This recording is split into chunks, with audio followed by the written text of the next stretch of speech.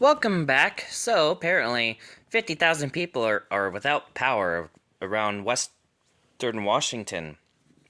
Gee, wonder what caused it. Anyways, around 2 p.m. on today, here are the power outages that could be associated with the windy weather.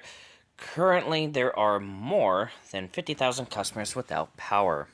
Most utility companies says the cause is under investigation, although if a county in western Washington is not listed, there are only a few outages or none, or the cause is clearly stated as not weather-related, such as a car hitting electrical equipment.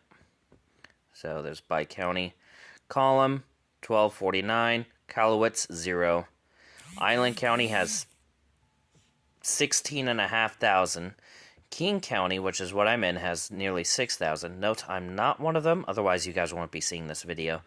Got 300, just a hair under 360 in Kitsap, 46 in Jefferson, a little over 1,000 in Lewis, 1,100 in Pierce, 658 in Skagit, over 12,000 in Snohomish, just a single person over 6,000 in Thurston, and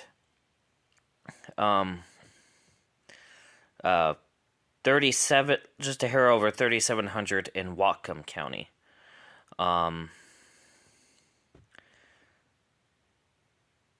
So by utility companies, Snohomish PUD has over 14,000 people without power. Majority are in Camino Island, with the rest being southeast of Arlington. Puget Sound Energy has over 31,000 people without power.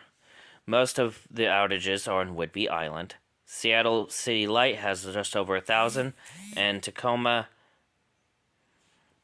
Public has just under 1,000. So yeah, this is due to the bad weather. We've been having winds gusting over 50 in spots. So yeah, that's been the main source of the power outages. And then obviously the off chance of a car hitting electrical equipment, that could have been caused by the wind pushing the car into it, who knows, or just drivers being dumb. Either way, link will be in the description box below. Stay safe out there. See you in the next video. Bye.